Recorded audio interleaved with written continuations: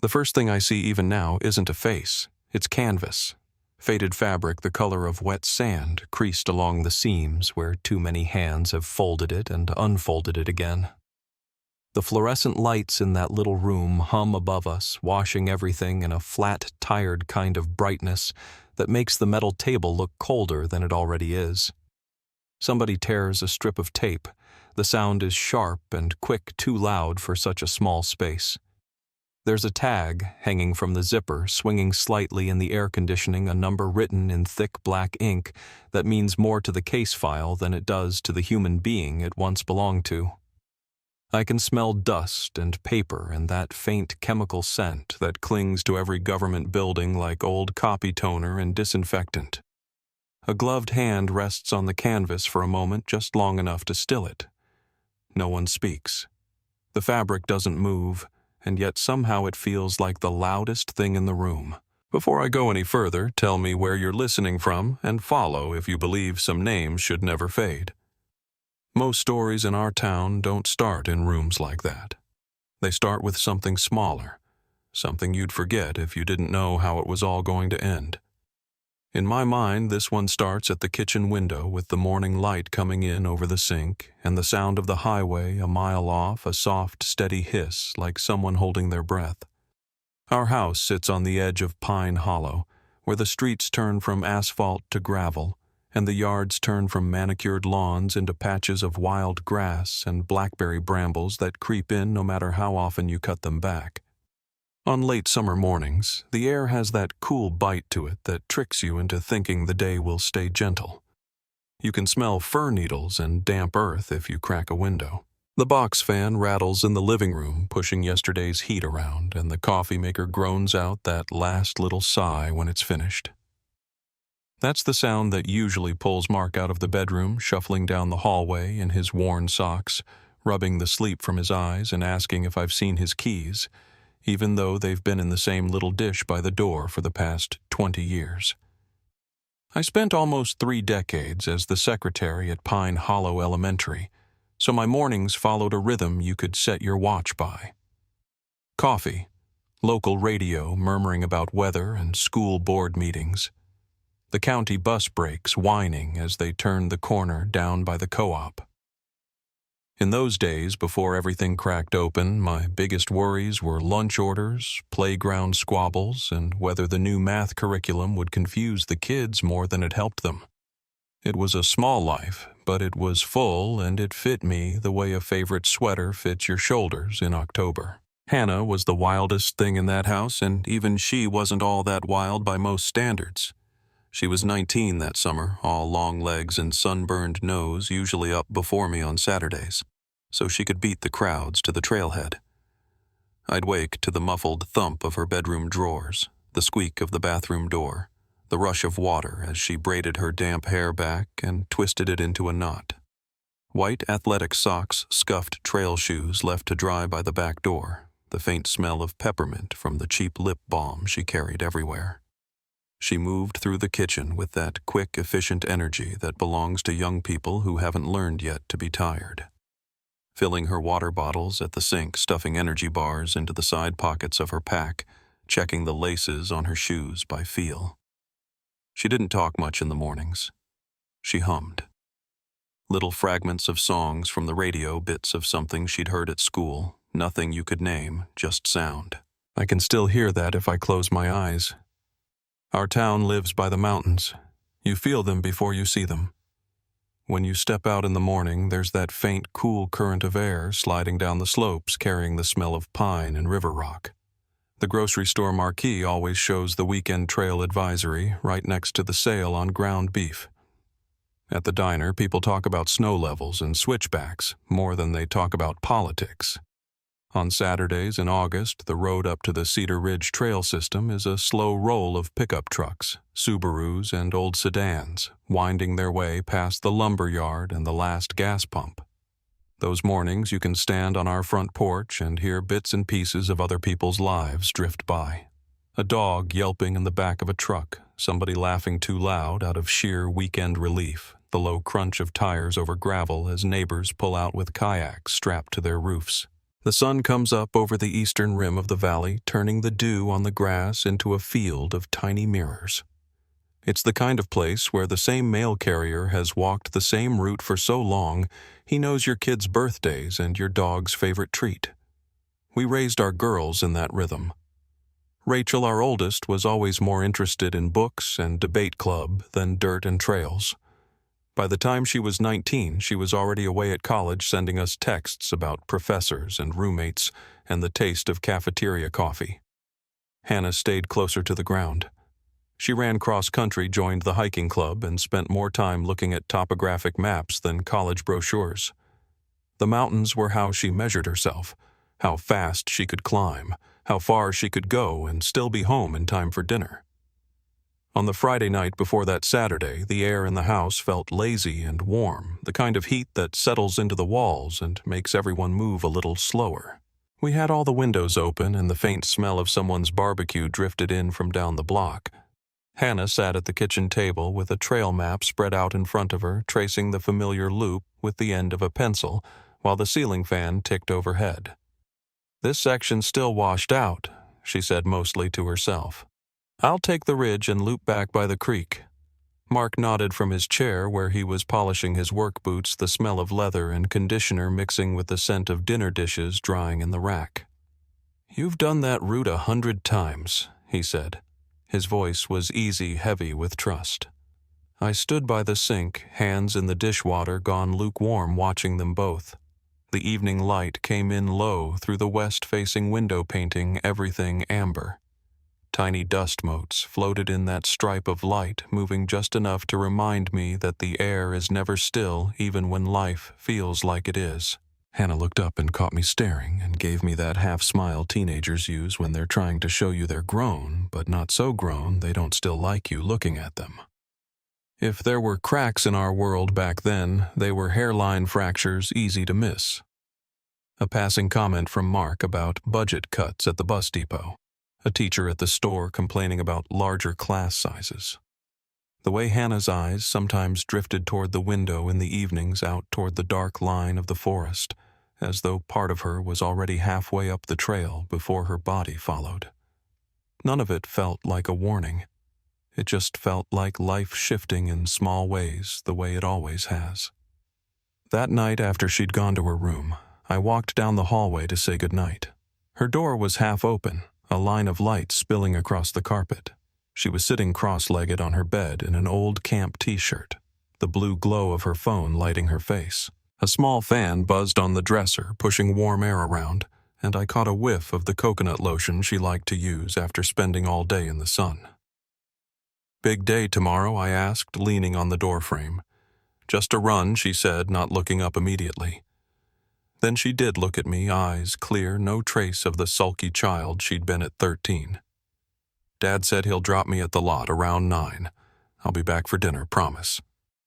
She always said that, and most days she was right. I remember standing there for a moment longer than I needed to, feeling the soft tickle of the hallway carpet under my bare feet, listening to the muffled sound of the television in the living room where Mark had already stretched out on the couch. There was nothing unusual in that moment. Just my daughter, her backpack already packed and leaning against the wall, the faint rustle of the trees outside her window, and the knowledge that tomorrow would be another ordinary day. I kissed her forehead, which she tolerated with that same half-smile, and went to bed believing it. Saturday dawned clear and cool. The world outside our bedroom window was washed in that pale gray light that only lasts a few minutes before the sun crests the ridge. I could hear a mourning dove somewhere close, its call low and repetitive like someone trying to remember a song. The alarm buzzed on Mark's side of the bed and he slapped it off with a grunt, swinging his feet to the floor. The old wood planks creaked under his weight, a sound I'd heard every morning for more than half my life. By the time I shuffled into the kitchen, Hannah was already there. The back door was propped open with a shoe letting in the smell of damp grass and exhaust from a truck idling 2 houses down. She had her pack on the table straps, neatly arranged water bottles lined up beside it like soldiers waiting for inspection. The coffee maker gurgled behind her, finishing its cycle, and the radio on the counter murmured about a high of 74 and perfect conditions for outdoor activities up at Cedar Ridge. "Morning," she said, voice still rough with sleep but steady. She was tying her shoes, fingers moving quickly, the laces whispering against the worn fabric. "Morning," I answered, reaching past her for a mug. Her shoulder brushed my arm, solid and warm. "You've got sunscreen." She rolled her eyes softly, the way she always did when I slipped into mom checklist mode, but there was affection in it.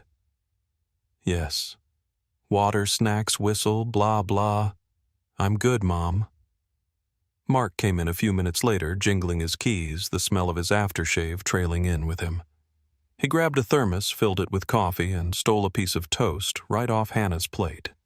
She swatted his hand and laughed, that bright, uncomplicated sound that fills a room and makes it feel smaller in the best way. "It'll be busy up there today," he said, glancing out the window at the clear sky. "You text your sister you're going." "She's probably still asleep," Hannah replied, shrugging. "I'll send her a picture from the ridge. Make her jealous." It was all so ordinary. The hum of the refrigerator, the ticking of the wall clock above the stove, the faint clatter of someone rolling their trash can down the driveway next door. Ordinary to the point of being forgettable if not for what came after. They left a little after 9. I walked them to the front porch, coffee mug warm between my hands, the porch boards cool under my feet. The sun was just high enough now to cast sharp shadows of the telephone wires across the street. A light breeze brought the smell of wood smoke from somewhere up the hill. Someone with more energy than me was already burning off yard debris. Hannah slung her pack over one shoulder and turned back to look at me from the bottom step. The brim of her cap shaded her eyes, but I could see the grin. "Back by dinner," she called. "Don't eat all the peach cobbler without me." "Drive careful," I said to Mark, because I always did, even though the trailhead was only 15 minutes away. He waved a hand out the open truck window, the engine grumbling to life, gravel popping under the tires as they pulled away. The house felt bigger once they were gone. Quieter, but not empty. The radio kept up its soft chatter in the kitchen. Somewhere down the block, a dog barked at a passing car. I rinsed my mug, let the warm water run over my fingers a second longer than necessary, then set about doing the 1,000 little things a Saturday always demands: stripping the beds, wiping down the bathroom mirror, paying the electric bill online while the washing machine thumped in the background.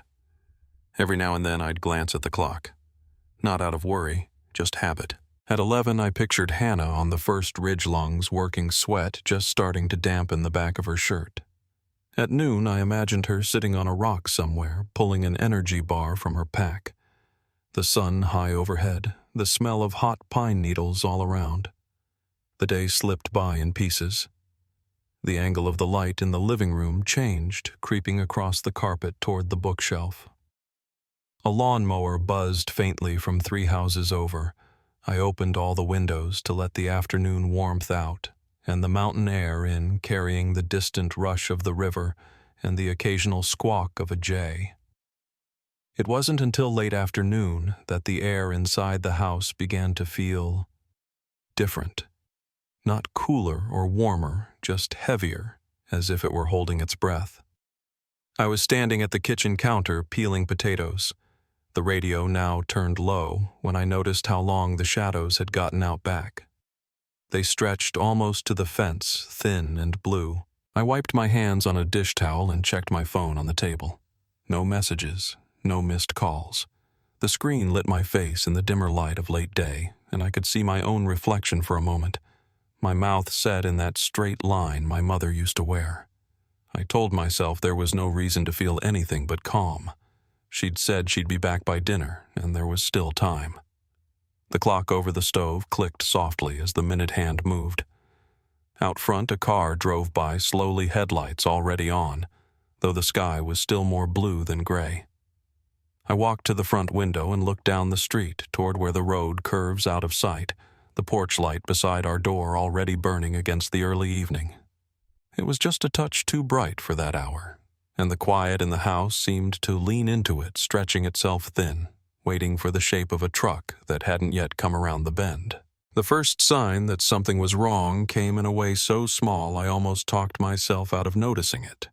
I was standing at the kitchen counter peeling the last of the potatoes for dinner when I checked my phone again. The screen lit my face in the dimming light, and there were still no messages. No picture from the ridge. No quick joke about some tourist wearing flip-flops on the switchbacks. Not even the little made-it text she always sent, even on her busiest mornings. I told myself she was probably somewhere between the creek crossing and the final loop, a stretch where cell service is more hope than promise. Still, I set the phone down and wiped my hands, feeling a cool thread of air slip in through the back door as if the house were exhaling for me. By 6 o'clock, the shadows in the backyard had stretched across the grass and begun climbing the fence. A neighbor's wind chimes clicked softly. No breeze touching them. Just the kind of random tapping that feels more like a memory than a sound. I called Hannah again, and again it went straight to voicemail. I could picture her phone shoved into the top pocket of her pack the way she always carried it. The screen probably smudged with fingerprints from checking her pace earlier that day. I tried to hear her voice in my head, tried to imagine what she'd say if she knew I was fussing. "Relax, Mom. I'm fine." But the reassurance didn't come with the same ease it usually did. By 7, dinner sat warm on the stove, untouched. The porch light glowed against the early dusk, buzzing faintly, like an insect trapped inside glass.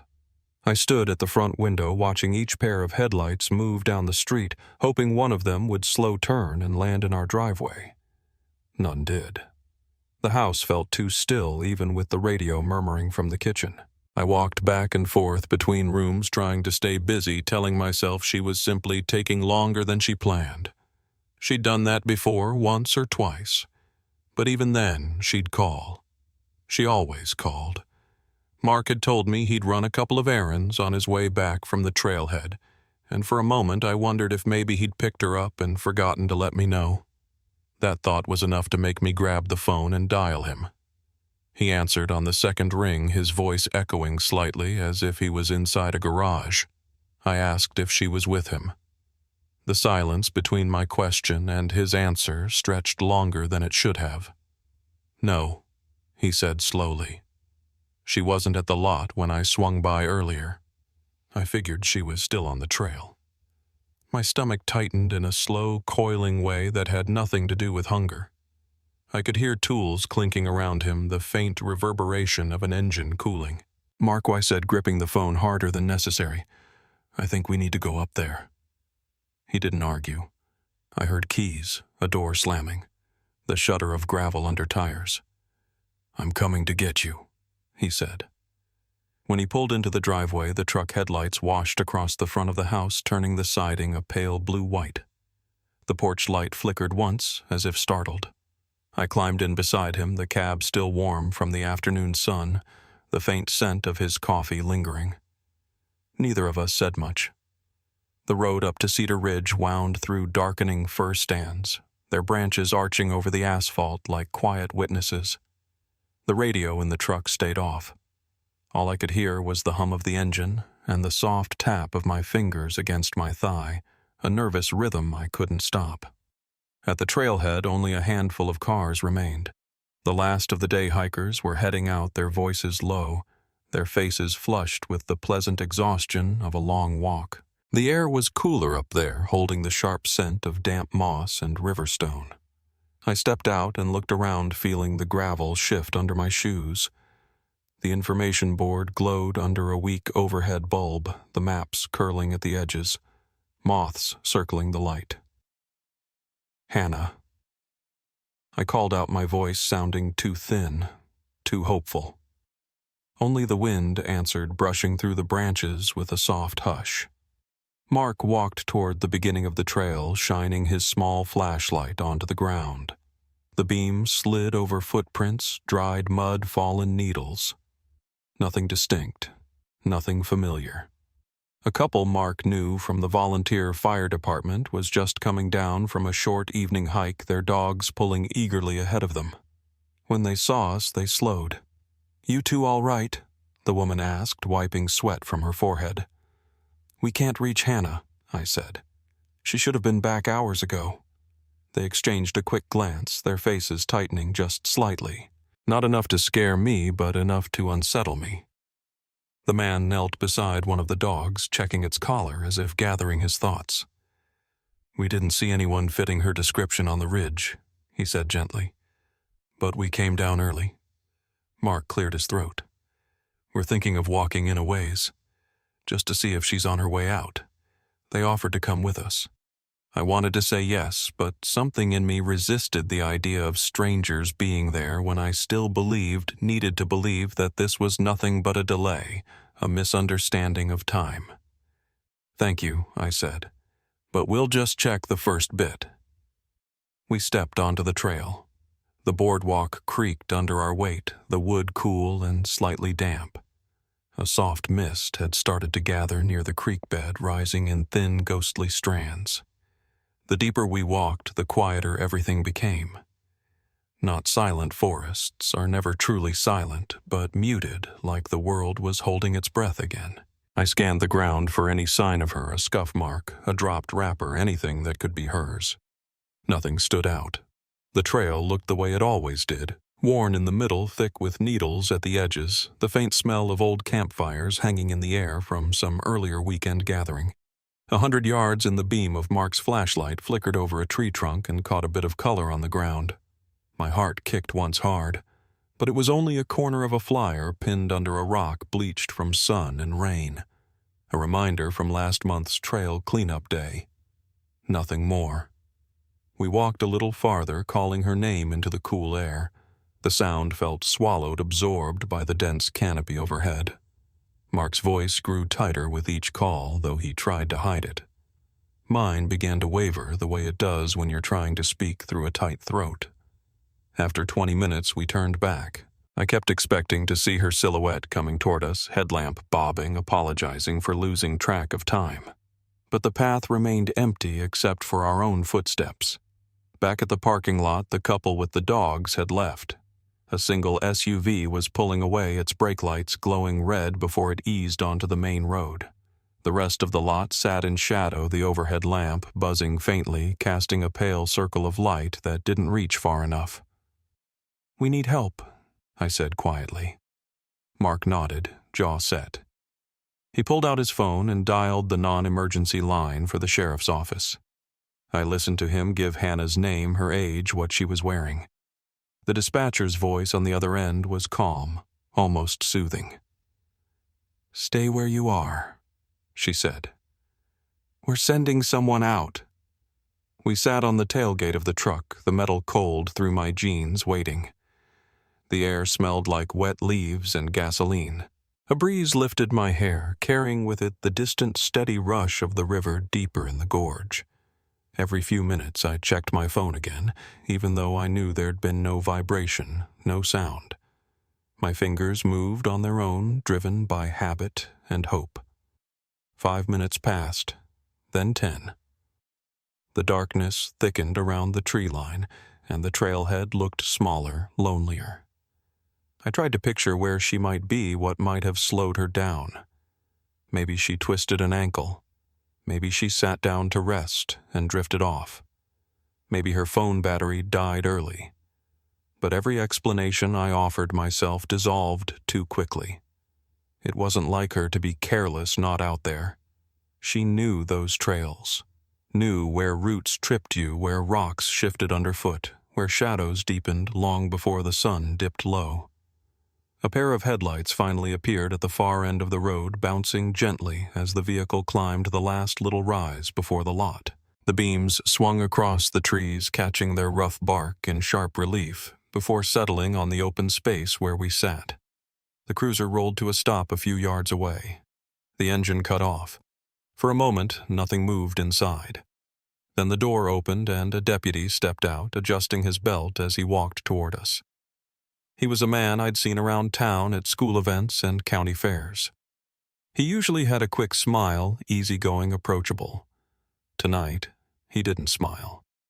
He took off his hat before he reached us, holding it against his chest for a moment, and the porch light-colored glow from the cruiser's dome lamp threw long shadows across his face. "Mr. and Mrs. Cole," he said softly, "let's talk."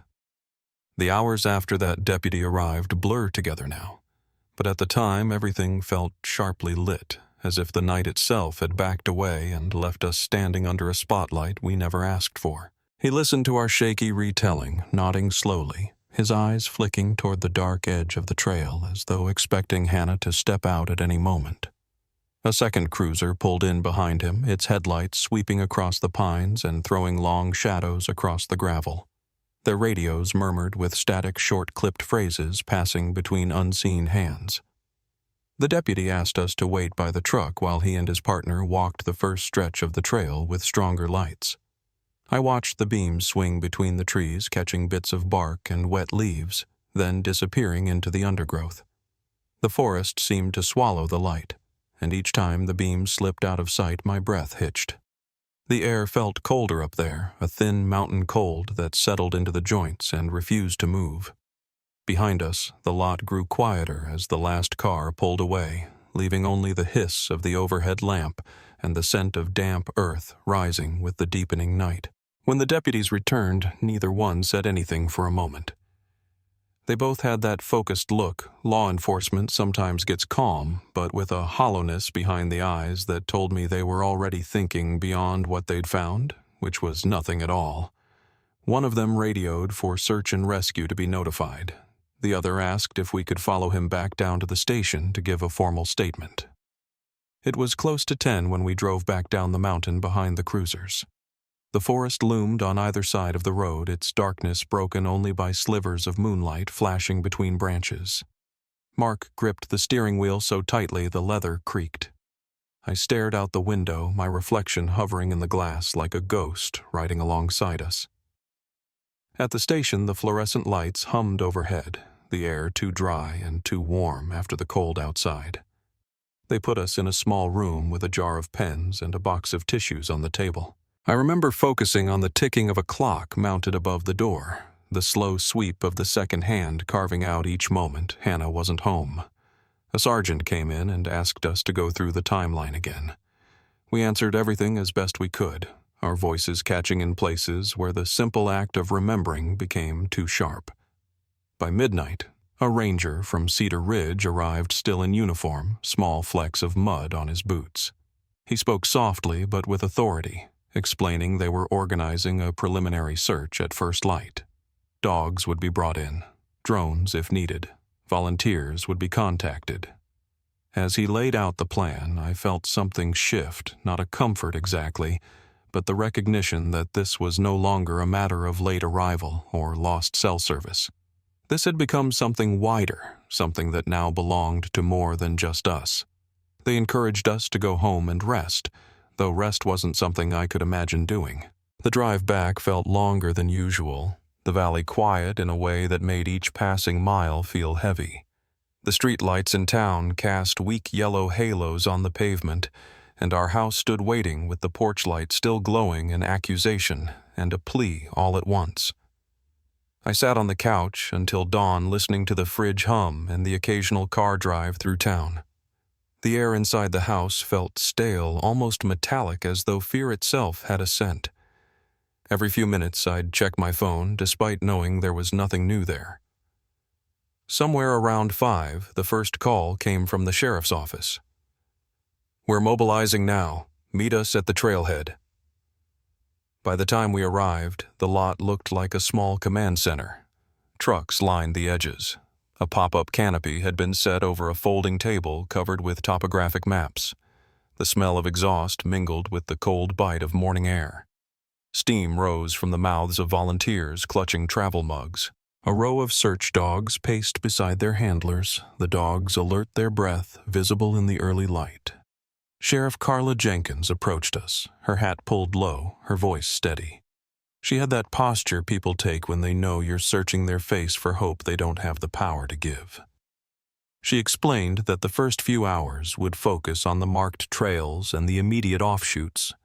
If nothing turned up, they'd expand outward in a grid, checking steep sections, ravines, and creek beds.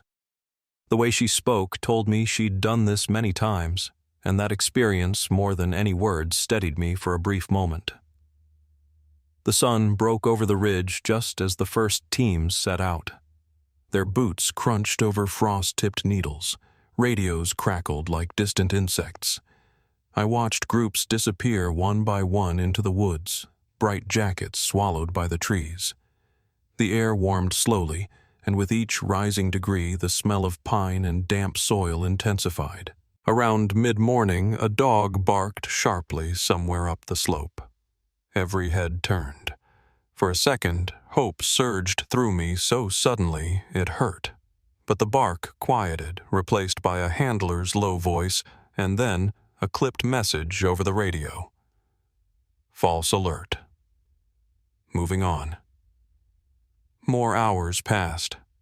Each team returned with the same answer: nothing.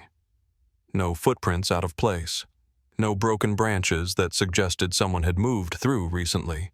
No fabric caught on brambles. The ground was soft in places from an earlier rainstorm, but even there the dogs found no consistent scent trail. One dog followed something for a while before circling in confusion and sitting down the way they do when the path they were following simply stops.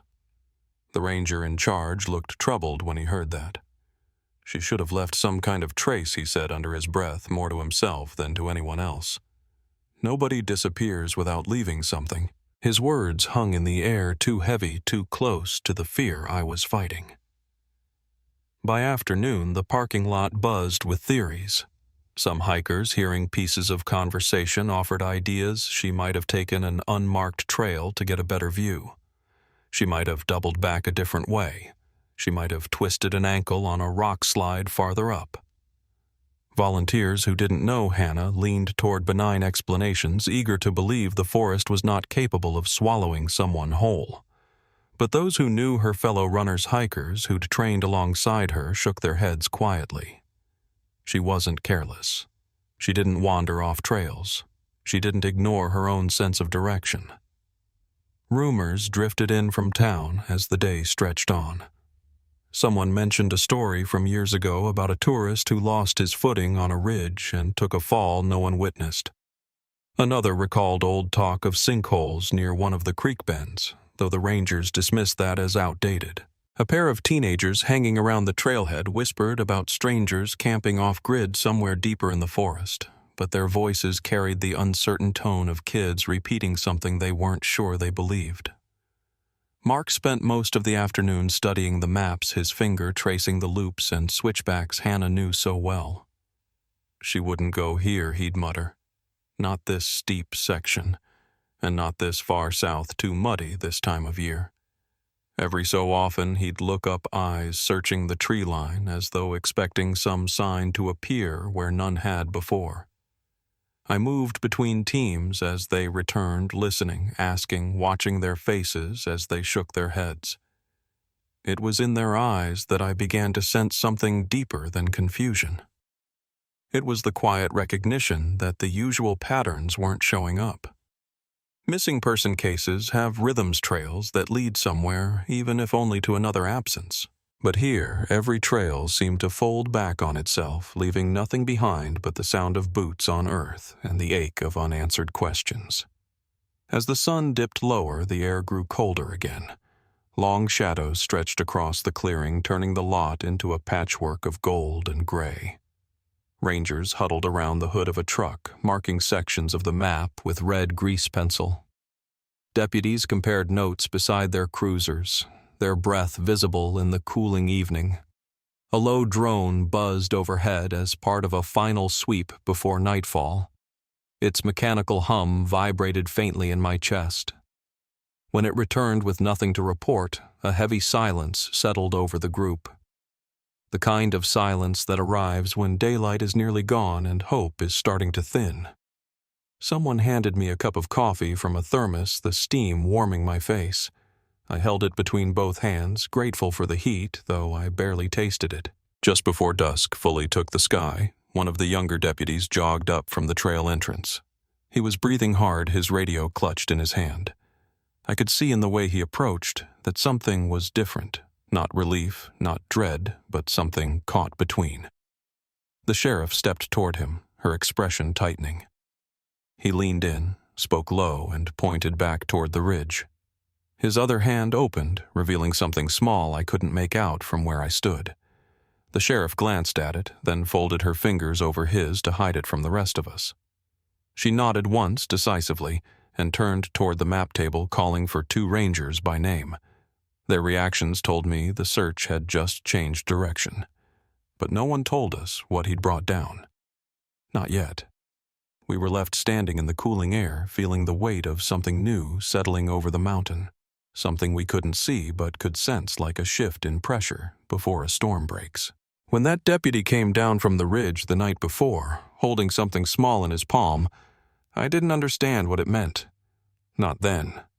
But by the next morning, the tone of the entire search had changed. People moved with a different kind of tension, not the frantic energy of hope, but the slow, deliberate caution of professionals who sensed something waiting just out of sight. Radios stayed clipped higher on shoulders, volumes turned up. Conversations dropped into murmurs. Even the dogs seemed unsettled, pacing in short, restless circles at their handlers' feet. Just after sunrise, a ranger jogged into the lot and spoke quietly to Sheriff Jenkins. She listened without interrupting, her eyes fixed on the dark silhouette of the mountain, then nodded once and pointed toward a distant service road that snaked behind the main ridge. From where we stood, all we could see was dense timber and the faint glint of dew on the tall grass. But I felt the change ripple through the crew. Something up there needed their full attention. They didn't tell us much. Only that a couple of cavers, part of a volunteer group that occasionally helped in rescues, had found an old access point near one of the abandoned mines farther up. It wasn't on any marked trail. It had been sealed decades ago, mostly forgotten, except by people who studied the old maps for recreation. But one of the volunteers, Brian Waters, had spotted something unusual during a sweep, a patch of stone that didn't match the rest of the hillside. When Brian climbed out of his truck that morning, he still had dirt on his sleeves. His voice was steady, but he kept clearing his throat as he described what he'd seen the day before. It looked set, he said, like someone had arranged those rocks. The surface was too smooth, too clean. He didn't have to say more. I could see it in the sheriff's face, in the way she shifted her weight and glanced toward her deputies. They were preparing for something bigger than a hiker shelter or lost equipment. We were told to stay at the lot again. But this time, deputies stayed close, not letting us drift too far from the vehicles. A generator kicked on under the canopy, its low growl vibrating through the cold air. The rising sun painted the tops of the fir trees gold, while the slopes below remained in shadow, as if the mountain was reluctant to wake. Hours passed. A helicopter thudded overhead, circling the ridge, its blades chopping the air in steady rhythm. Dust rose from the service road as one search truck after another wound upward toward the old mine area.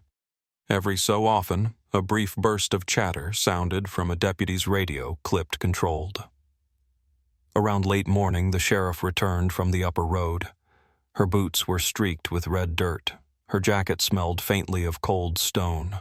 She walked straight toward us, not quickly, but with the measured pace of someone who has already practiced the words she's about to speak. "We found something sealed," she said quietly. "They're working to open it safely." My legs went cold. A strange, floating sensation rose in me. Not panic, not disbelief, but the feeling of stepping off a curb without seeing it coming. Mark reached for my hand, and for a moment we both just stared at the ridge, at the thick curtain of trees that had hidden so many secrets for so long. They didn't allow us anywhere near the site. Instead, they brought more people up to reinforce the area, additional deputies, forest rangers, and 2 crime scene technicians from the county. Word spread through the volunteers that the entrance wasn't natural. Someone had built a barrier inside the old mine stone, packed into stone like a makeshift wall. The air up there was colder, heavy with the scent of damp earth and something older, a kind of mineral stillness that gathers in places untouched for years. By mid-afternoon, the radios carried a different tone, sharper, urgent, but steady. You could hear the shift in the voices, no more searching for clues along the trail, no more scanning the brush for torn fabric or disturbed soil. Now they were documenting marking distances, measuring the position of each loose stone as it came out. Controlled movements. Quiet commands. Then one transmission came through low and level, but with a weight that made my chest tighten. "We have remains."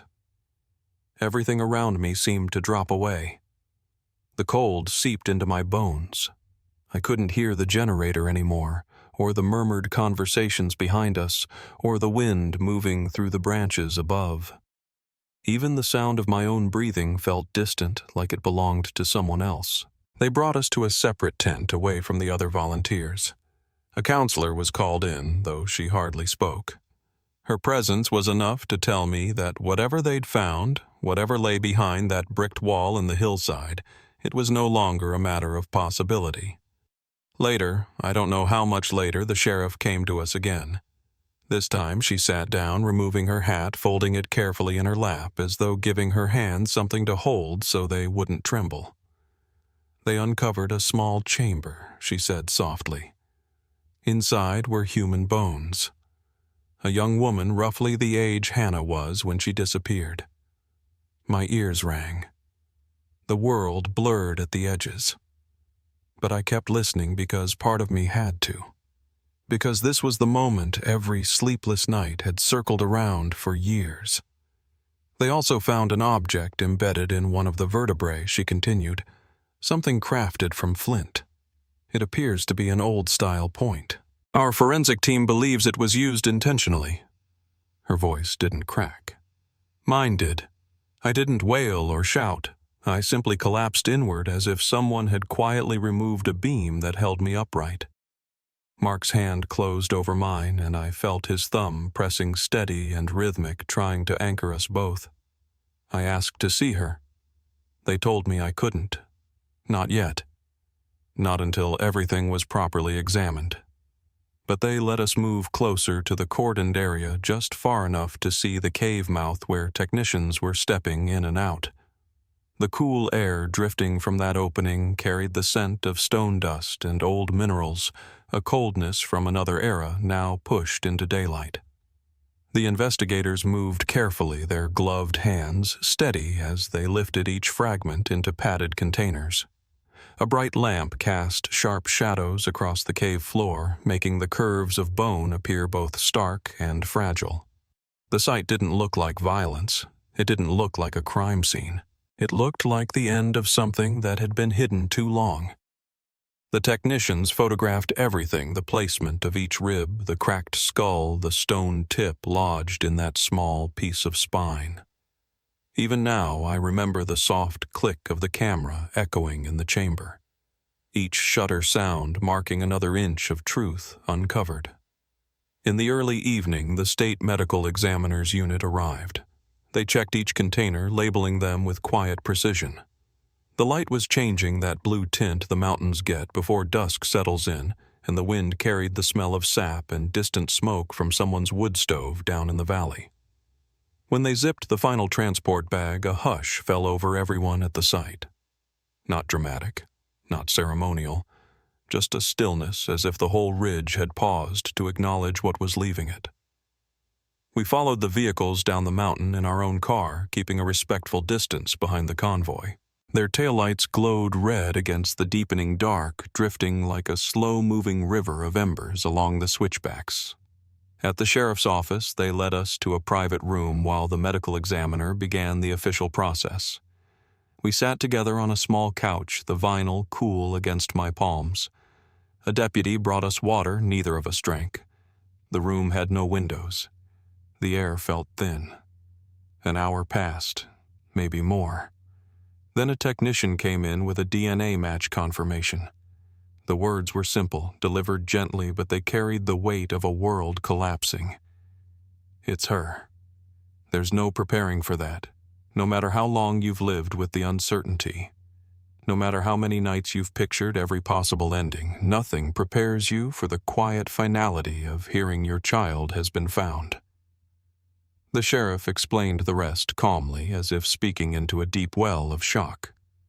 The flint point was authentic, shaped by hand.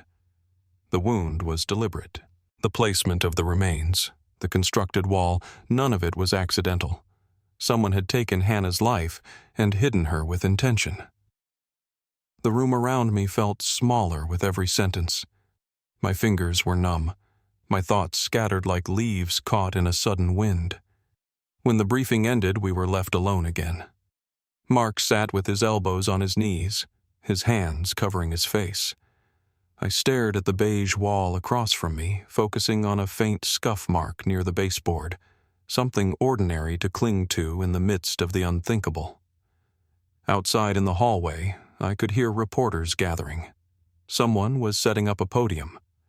Doors opened and closed, papers rustled. The storm of public attention was already forming.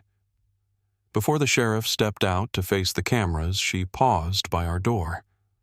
She didn't knock. She just rested her hand against the frame for a moment, a small gesture of presence, of shared gravity before moving on. And that was how the truth arrived. Not with sudden drama, but with a steady, devastating clarity that left us standing at the threshold of a new reality. A long night was waiting beyond those walls. So was everything that would come after. In the hours after the DNA match, everything around us moved in slow, deliberate motions, as if the building itself understood what had happened and refused to rush us through it. Deputies walked more softly in the hallway. Phones rang with a muted trill, quickly answered and quickly hushed.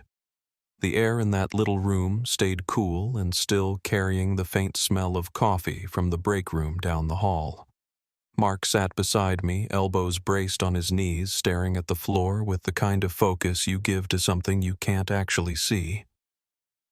I kept my hands folded in my lap, smoothing the same crease in my jeans over and over, trying to anchor myself in the smallest sensation I could still control.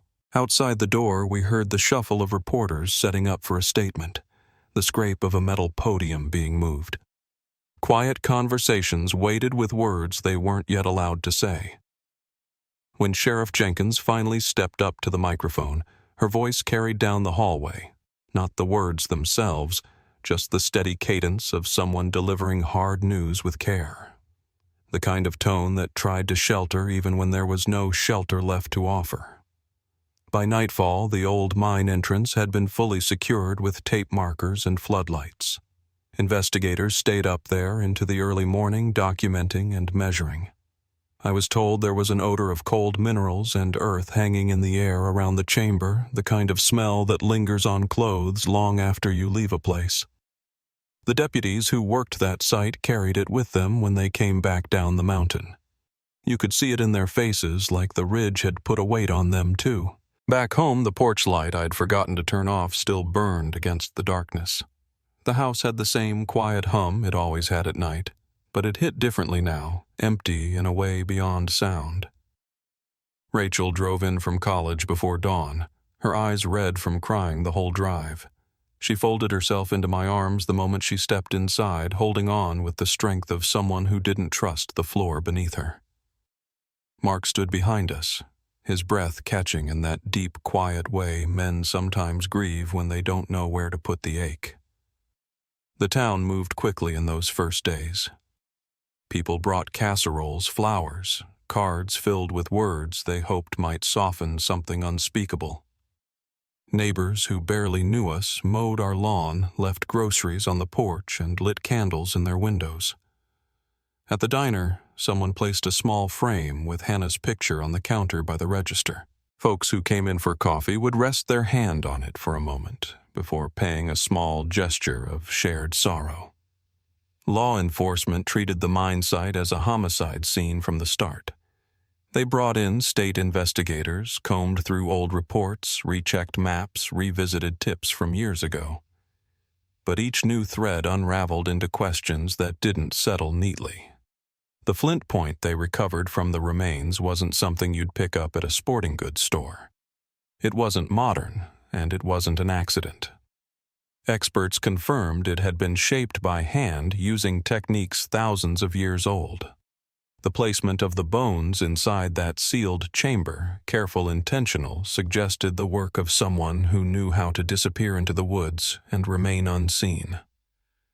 Rumors began to swirl again. Some folks whispered about hermits living deep in the mountains, people who rejected modern life and clung to older rites.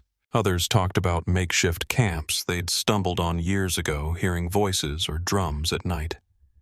The sheriff's office stayed cautious with its language sticking to confirmed facts. But the community filled in the blank spaces with their own theories, weaving a story that stretched farther than any one case. They searched for suspects. They cataloged tool marks on the stone wall. They walked old trails looking for new clues. But whoever had taken Hannah knew those woods intimately and had left almost nothing behind but a set of bones, a crafted point, and a silence that lasted 7 years. The investigation remained open, but months passed with no arrest, no name, no face. Justice became something quieter, held in small rituals like keeping her photo near the mantel and visiting the trailhead when the weather allowed. The years that followed reshaped our lives in ways big and small. I retired earlier than I'd planned. The sound of the school bell felt too sharp after everything. Mark took fewer weekend shifts and spent more time at home, though sometimes I'd find him standing by the garage door, staring toward the mountains as if listening for something that never came. Rachel moved back for a while to help us through the first long winter. The house felt less empty with her there, though a certain stillness never truly left the walls. The trail system changed too. Rangers posted new warnings. Some paths were closed entirely, especially near the old mine roads. The town council debated whether to discourage tourism in the area, though they ultimately decided against it. Even so, the number of hikers dropped noticeably. You could feel a hesitation in the valley, like the mountains had become something people approached with a different kind of respect. For me, the hardest part was learning how to move through everyday life while carrying something that didn't have a clean ending. When I walked into the grocery store, the smell of citrus from the produce section reminded me of the energy bars Hannah used to pack. When I folded laundry, the soft cotton of an old t-shirt would bring back the sight of her sitting cross-legged on her bed. Even the weather could undo me. A cool morning breeze drifting through the kitchen window could take me straight back to the day she set out on that ridge. Her pack on the table, her voice still rough with sleep. With time, grief softened its edges. It didn't shrink, not exactly, but it settled into a kind of steady ache that allowed space for other things to return. Friends, laughter in quiet moments, the way the house warms in late afternoon light. I learned to let those small comforts in without feeling like I was betraying anything. Every year on the date she disappeared, we go up to the trailhead just after sunrise. Not to walk the ridge, neither of us has been able to do that, but to sit in the clearing where the information board stands. The early air up there always carries that same mix of damp soil and pine needles, the same hush under the trees. We bring a thermos of coffee and sit in folding chairs, letting the quiet tell us what words can't. In the years since her remains came home, I've often thought about the people who found her. The cavers who noticed the false wall, the deputies who gently lifted each fragment, the anthropologists who treated each bone with care. They carried part of the burden with us, whether they meant to or not. And I'm grateful, because even though we never got the name of the person who took her from us, we did get an answer to the question that haunted every sleepless night. Where is she knowing didn't heal us, but it settled a part of the storm. Now, when I think of Hannah, I try not to picture the chamber or the stone or the cold air drifting out of that hillside. I try instead to remember her on the morning she left, her quick smile, her steady stride, the faint smell of peppermint on her breath as she tied her shoes by the back door. That's the version I hold closest, the one untouched by the years that followed. Sometimes when the house is especially quiet, I can almost hear her humming again, just a little thread of melody floating through the early light, soft enough to mistake for memory, strong enough to hold on to. If you're still here with me, let me know where you're listening from and follow the channel so these stories are never forgotten.